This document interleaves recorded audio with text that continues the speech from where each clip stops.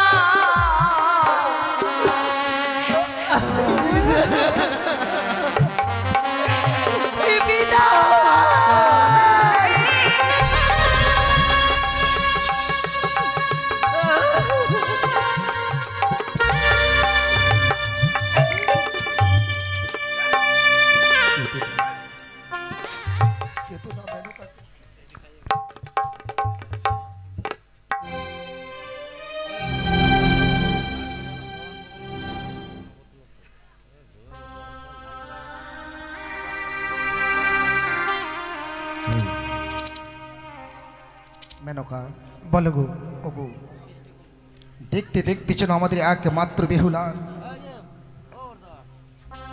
বিবাহ সম্পূর্ণ হয়ে গেল।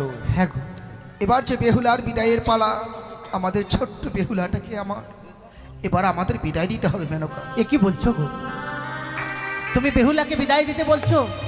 আমি পারবো না, আমি পারবো না বেহুলাকে বিদায় দিতে। তুমি বলো না, এই হতভাগীকে আমি এক মুহূর্ত না দেখলে থাকতে পারি না, আর তুমি তাকে বিদায় দিতে বলছো? আমি পারবো না। কি বলছো মেনকা? হ্যাঁ গো। ভুলে যাচ্ছ কেন? একদিন এইভাবেই তোমাকে আমি বিবাহ করে নিয়ে এসেছিলাম। শুধু কি তাই, কারিগরেরা যেমনি ভাবে খড়কুটো দিয়ে মাটির প্রতিমা নির্মাণ করে, সেই প্রতিমার পুজো যদি সম্পূর্ণ হয়ে যায়, ওই প্রতিমাকে যে বিসর্জন দিতে হয়। মেনকা তুমি ঠিক বলেছো, আমি ভুলে গেছিলাম যে ওর বিবাহ হয়েছে। আমরা তাকে মায়ার বাঁধনে বেঁধে রাখতে পারবো না, তাকে যে বিদায় দিতে হবে। মেনকা যাও, আমাদের ছোট্ট বেহুলাটাকে বুঝিয়ে বলো, তাকে বিদায়ের ব্যবস্থা করো। বেশ, তাই হবে। মা বেহুলা, বলো মা। তোর যে বিবাহ সম্পূর্ণ হয়ে গেল মা, হ্যাঁ। এবার যে তোকে বিদায় নিয়ে শ্বশুরালয়ে যেতে হবে রে। সে কি বলছো মা? হ্যাঁ মা। বিবাহ কার্য সম্পন্ন হয়ে গেছে বলে আমায় বিদায় নিয়ে চলে যেতে হবে? হ্যাঁ রে। বিয়ের পূর্বে তো তুমি আমায় কোনোদিনও বলনি গো। বিয়ের পূর্বে কেন বলিনি জানিস মা? বিয়ের পূর্বে তোকে যদি বলতাম, তুই যে বিবাহ করতে রাজি হতিস না রে মা। সে কি বলছো মা? তাই তোকে বলিনি রে মা। না মা না, তুমি সবই জানো, তোমাদেরকে ছেড়ে আমি কখনো কোথাও গিয়ে থাকিনি। আমি জানি। আর আজকের দিনে বিদায় নিয়ে গিয়ে আমি কি করে থাকবো বলতে পারো? ওরে হতভাগী, নারীদের একবার বিবাহ হয়ে গেলে মাতা পিতার গৃহে থাকা যায় না রে মা। মা, বিদায় নিয়ে শ্বশুরালয়ে চলে যেতে হয়। তুমি কি ভুলে গেছো মা, যে তোমার হাতে কিছু খাবার না খেলে আমার পেট ভরে না? বেহুলা, তোমার কোলে মাথা না দিলে আমার ঘুম আসে না। আমি জানি রে মা। আর আজকের দিনে বিবাহ কার্য সম্পন্ন হওয়ার সঙ্গে সঙ্গে তুমি আমায় বিদায়ের কথা বলছো মা। কি করবো বল মা, আমরা যে নিরুপায়। হাজার চেষ্টা করলেও তোকে যে আমাদের গৃহে রাখতে পারবো না রে মা। না মা, মা বেহুলা, তোমরা আমায় বিদায় করে দিও না গো। পারবো না। আমাদের নারীদের নিয়ম রে মা, তুই হয়তো জানিস না। আপনকে পর করে, পরকে আপন করে সংসার গড়ে নিতে হয়। বাবা, হ্যাঁ বেহুলা, মা যে সব কথা বলছে সত্যি গো, সত্যি আমায় বিদায় নিয়ে চলে যেতে হবে বাবা। এটাই তো জাগতিক জগতের নিয়ম রে মা। তোকে বিদায় দেওয়ার কথা ভাবতে গিয়ে যেন বুকের পাঁজরগুলো একটা একটা করে ভেঙে যাচ্ছে। ছয়টি পুত্রকে পেয়ে কত সাধনা করে আজকে আমরা তোকে পেয়েছি, আর তোকে পেয়েও যেন আমাদের হারিয়ে ফেলতে হচ্ছে। বেহুলা, সত্যি বাবা, আমি আজ বুঝতে পারলাম গো, কন্যা সন্তানরা যখন বড় হয়ে যায় বাবা মায়ের মাথার বোঝা হয়ে যায়। কি বলছিস মা?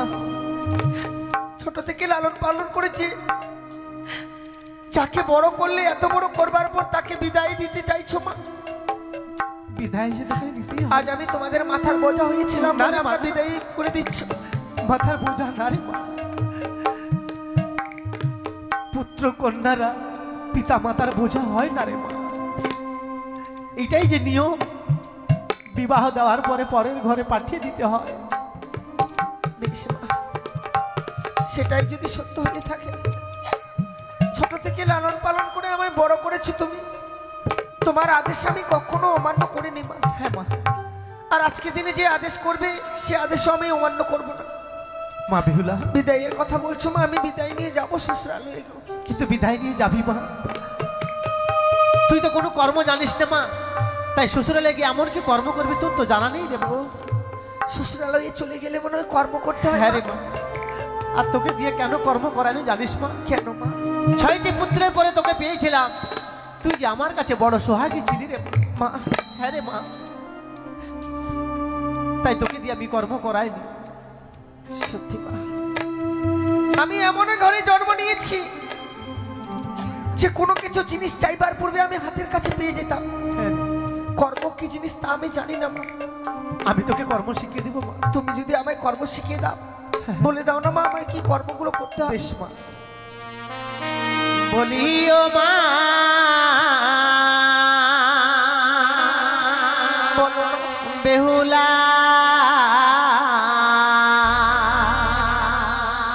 ওরে জাহামা তুই বানিয়া আর কুলে মা, আমাদা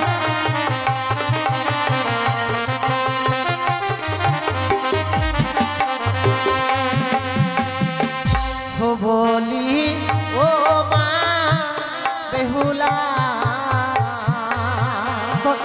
জাহামা তুই বানিয়া আর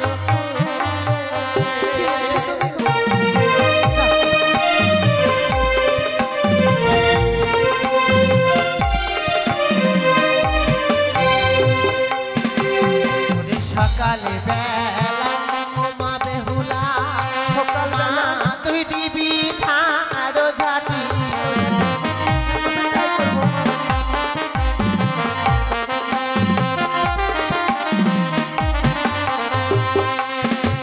ওরে সন্ধ্যা বেলা ও মা বেহুলা সন্ধ্যাবেলা তুই দিবি সন্ধ্যা বাতি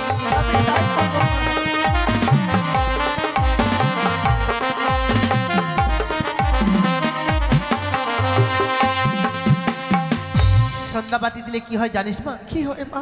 সেই ঘরে বিরাজ করে লক্ষ্মী আর সরস্বতী মা। মা, হ্যাঁ রে মা বেহুলা, আর দুটো কর্ম তোকে বলে দিব মা। বেশ এই কুকর্ম তুই কোনোদিনও করবি না মা। বলো মা। যেই বা নারী সন্ধ্যাবেলা কাটে কলার পাত, সেই না ঘরে মা লক্ষ্মী করে না বিরাজ। যেই বা নারী সন্ধ্যাবেলা ঝাড়িয়া বাঁধে কেশ, সেই না ঘরে দুঃখের নাই কোনো শেষ মা। না মা, এই কুকর্ম তুই কোনোদিনও করবি না মা। করবো না। হ্যাঁ মা। তুমি যে কর্মগুলো আজ আমায় শিখিয়ে দিয়েছো সেই কর্মগুলো আমি শ্বশুরালয়ে গিয়ে অক্ষরে অক্ষরে পালন করবো মা।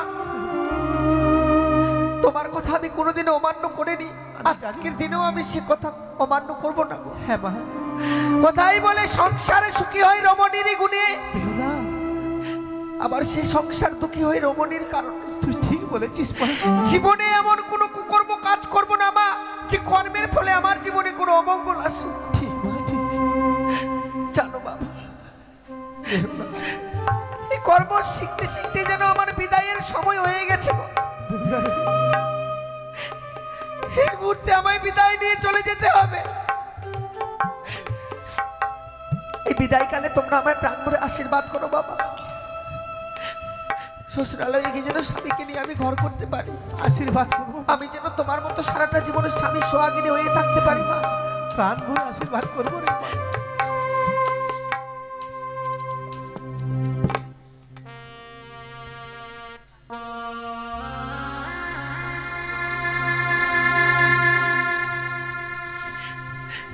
বিদায় মা, বিদায় বাবা। ওরে বিদায় বলতে নেই মা, বল আসি। জানি না জীবনে আর কোনোদিনও ফিরে আসতে পারবো কিনা। এ কি বলছিস মা? আজকের দিনের এই বিদায় মনে হয় আমার জীবনের শেষ বিদায়। না, শুভ দিনে অশুভ কথা বলতে নেই রে মা।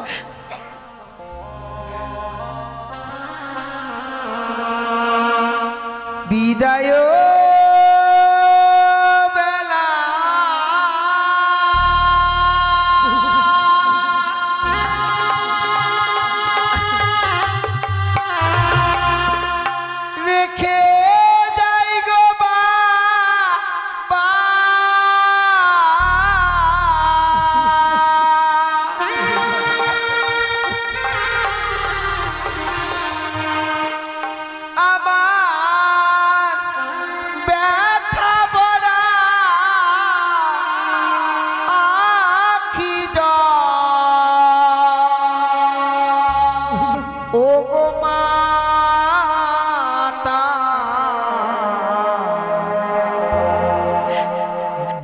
ব্যথা ভরা আখি ও গো মাতা ব্যথা ভরা আখি ও মা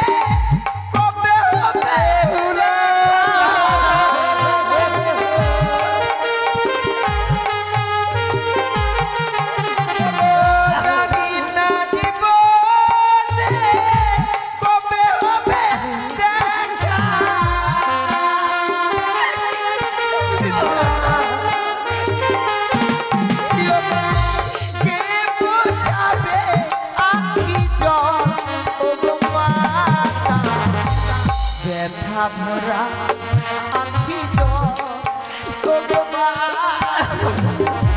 ব্যথা ভরা আখি বিদায়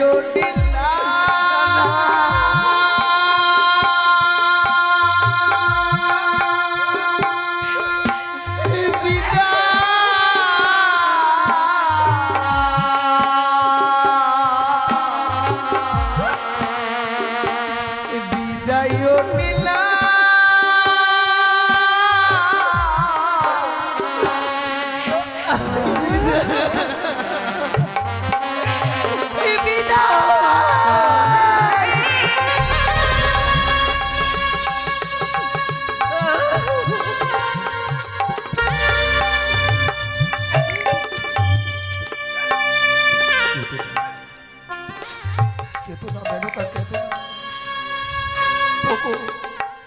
পিতামাতার চোখের জল যদি সন্তানদের জীবনে নেমে যায়, এতে যে সন্তানদের জীবনে অকল্যাণী নেমে আসবে বেলকা।